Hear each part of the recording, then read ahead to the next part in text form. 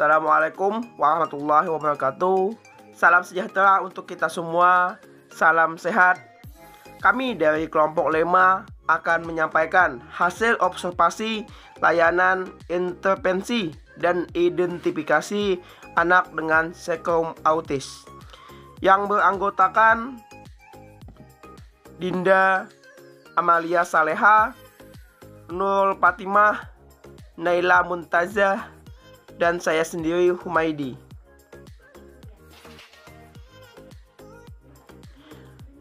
Identitas anak. Nama Rifki Alfani. Tempat tanggal lahir Amuntai 16 Desember 2004. Jenis kelamin laki-laki. Agama Islam. Anak kedua dari 2 saudara. Alamat Jalan Haji Abdul Muthalib, Kebun Sari, Amuntai Tengah. Nama sekolah SMA LB 2 Amuntai. Kelas 10. Untuk pelaksanaan kegiatan pada hari dan tanggal Senin 19 April 2020, waktu pukul 9 sampai dengan 11.30 WITA. Alamat Jalan Kebayoran nomor 43, Desa Sungai Dikum, Amuntai Tengah. Profil sekolah. Nama sekolah nama sekolah SLB Negeri 2 Amuntai. SN 30305497. Alamat sekolah Jalan Kebayoran nomor 043, Desa Sungai Dikum, Amuntai Tengah. Provinsi Kalimantan Selatan, Kabupaten atau Kota Hulu Sungai Utara, Kecamatan Amuntai Tengah, Kelurahan Sungai Malang. Email sekolah SLB Negeri 2 Amuntai. Nomor HP 0853 93 28 3939. Kurikulum sekolah. Kurikulum yang digunakan pada sekolah SLB Negeri 2 Amuntai itu adalah kurikulum 2013, tapi yang sudah dimodifikasi ataupun menyesuaikan dengan kemampuan anak. Berikut adalah hasil identifikasi dari kelompok kami. Riwayat kelahiran. Perkembangan pada masa kehamilan ibu normal. Tidak ada tanda-tanda kelainan pada anak. Usia kandungan normal seperti kandungan pada umumnya, yaitu 9 bulan. Namun, anak lahir dengan operasi sesar dan saat usia kandungan 4 bulan, ibu pernah mengalami pendarahan. Bayi lahir dengan berat 2,6 kg dan panjang bayi 34 cm. Riwayat perkembangan anak. Pada usia balita, perkembangan bicara anak terlambat. Anak tidak mampu memulai pembicaraan terlebih dahulu, bahkan anak tidak tertarik berteman dengan teman sebayanya. Anak tidak mampu berinteraksi dengan orang lain, bahkan bersikap acuh dan lebih senang menyendiri. Penggunaan bahasa tubuh anak ketika menginginkan suatu barang adalah dengan menunjuk-nunjuk benda tersebut. Perkembangan bahasa anak terlambat.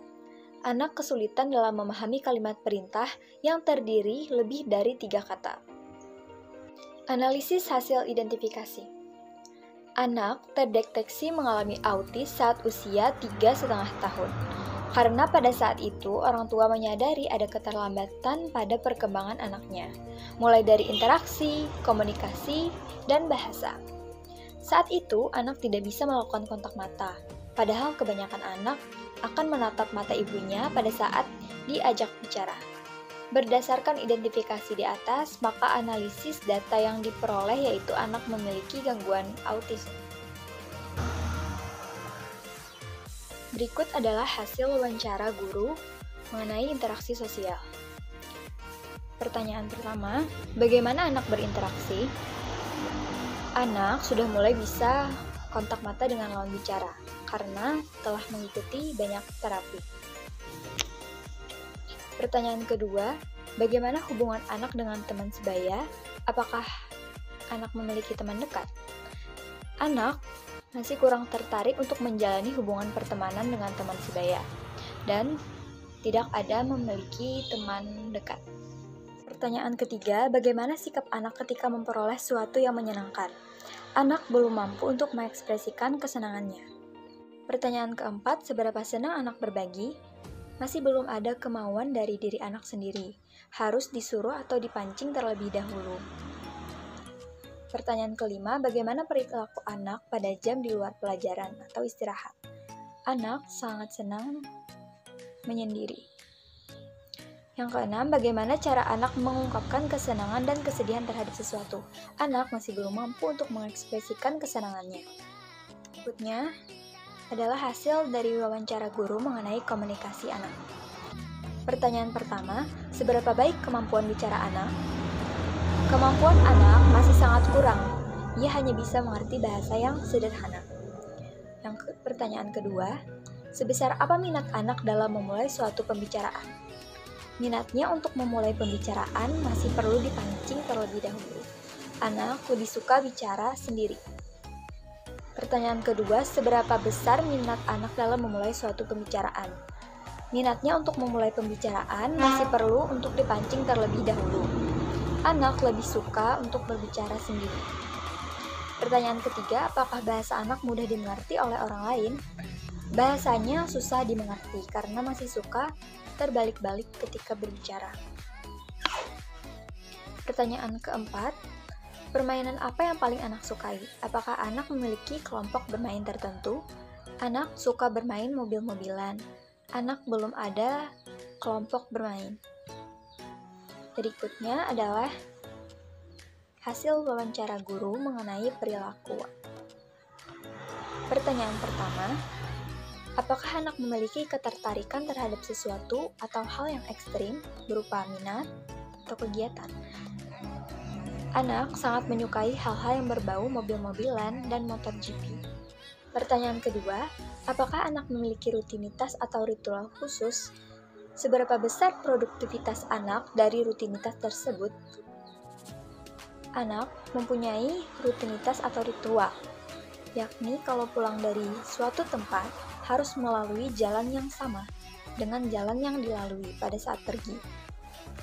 Jika tidak melalui jalan yang sama, maka anak akan meminta untuk putar arah supaya kembali ke jalan yang sama pada saat pergi. Pertanyaan ketiga, bagaimana gerak motorik anak? Apakah memiliki kebiasaan pola gerakan tertentu yang berulang? Ya, anak sering mengepak-ngepakkan lengan dan menggerak-gerakkan jarinya. Pertanyaan keempat, apakah anak memiliki ketertarikan yang ekstrim terhadap kegiatan atau benda tertentu? Tidak ada. 1. Instrumen identifikasi ICD-10. Checklist deteksi dini autis ICD-10. Kelompok pertama, 1. Interaksi sosial memadai. Kontak mata sangat kurang, iya. Gerak-gerik yang kurang tertuju, iya. Menolak untuk dipeluk, tidak. Tidak menengok bila dipanggil, tidak. Menangis atau tertawa tanpa sebab, iya. Tidak tertarik pada mainan, tidak. Bermain dengan benda yang bukan mainan, iya. Yang kedua, tidak bisa bermain dengan anak sebaya, iya. Yang ketiga, tidak bisa merasakan apa yang dirasakan orang, tidak. Yang keempat, kurangnya hubungan sosial dan emosional yang timbal balik, iya. Pada kelompok yang kedua, 1. Bicara terlambat atau bahkan sama sekali tidak berkembang dan bahasa isyarat pun tidak berkembang, iya. Yang kedua, bila bisa bicara, bicaranya tidak dipakai untuk komunikasi, iya. Yang ketiga, sering menggunakan yang aneh dan diulang-ulang, iya. Yang keempat, cara bermain kurang variatif, imajinatif, dan kurang bisa meniru, iya. Pada kelompok yang ketiga, yang pertama yaitu mempertahankan satu minat atau lebih dengan cara yang sangat khas dan berlebih, iya. Yang kedua, terpaku pada suatu kegiatan atau rutinitas yang tidak ada gunanya, tidak. Yang ketiga, terdapat gerakan yang aneh dan diulang-ulang, iya. Yang keempat, sering sangat terpukau pada bagian-bagian benda tertentu, iya. Jumlah dari keseluruhan yaitu ada 13.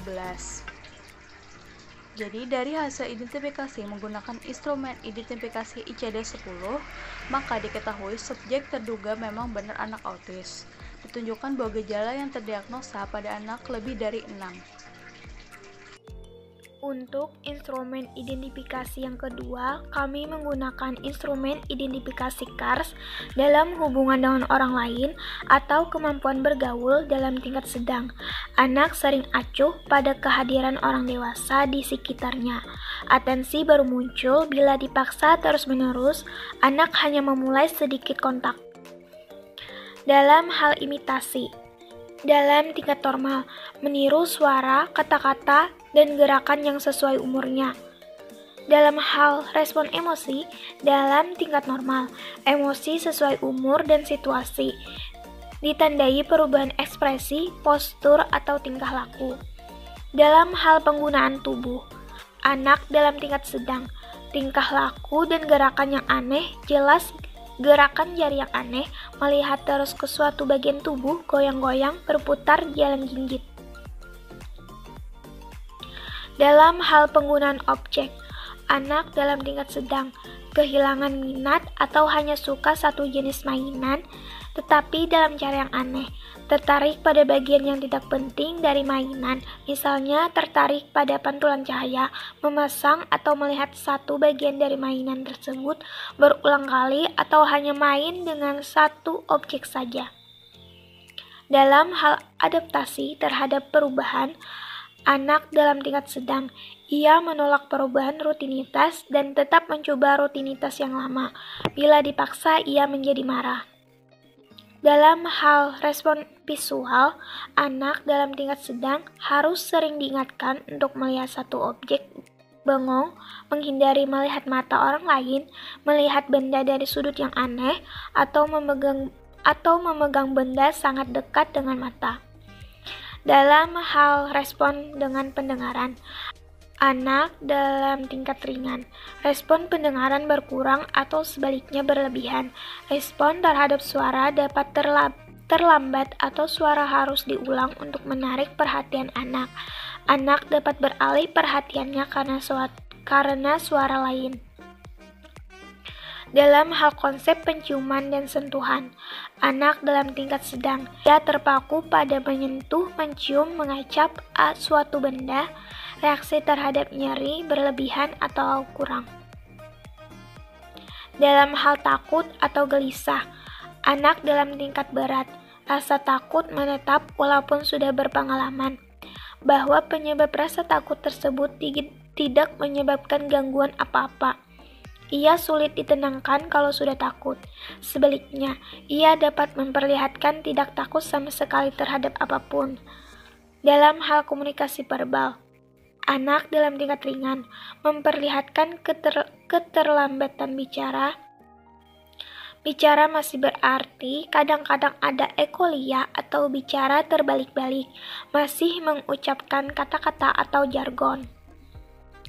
Komunikasi nonverbal, anak dalam tingkat ringan, kurang menggunakan bahasa nonverbal pada saat anak seumurnya menunjukkan atau meraih suatu benda. Dalam hal aktivitas, anak dalam tingkat sedang dapat hiperaktif dan sulit tidur, dapat pula sangat diam. Dalam hal derajat dan konsisten respon intelektual, anak dalam tingkat normal dan konsisten. Dari skor yang kami peroleh, yaitu dengan total skor 34, maka menunjukkan bahwa anak yang kami identifikasi mengalami gangguan autisme ringan. Kesimpulan, berdasarkan hasil identifikasi kami di lapangan menunjukkan bahwa Rifki benar-benar anak autis. Dari hasil instrumen ICD 10 dan berdasarkan skor hasil dan perhitungan instrumen identifikasi CARS menunjukkan bahwa anak yang kami identifikasi Rifki mengalami gangguan autis ringan.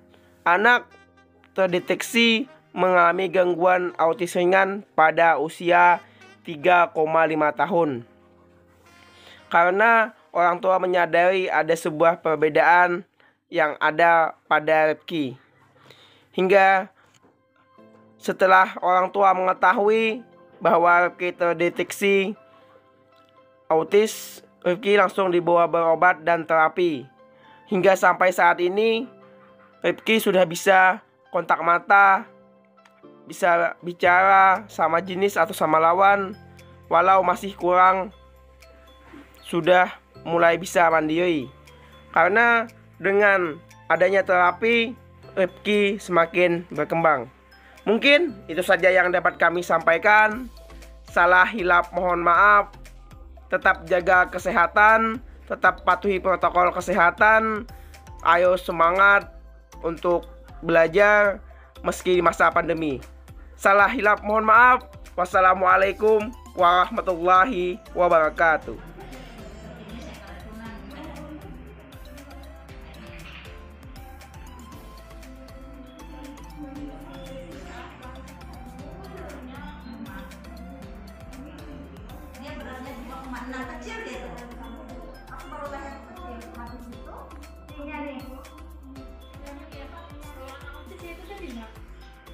Lebih ya untuk seperti mengaitkan pembelajaran masa balita menyusu ibunya hingga umur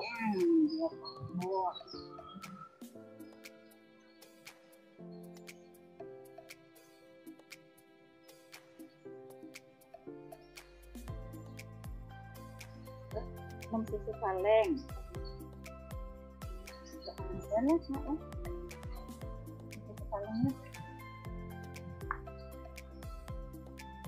Ini sampai berapa tuh susu anu 6 nih, susu yang pakai itu lah.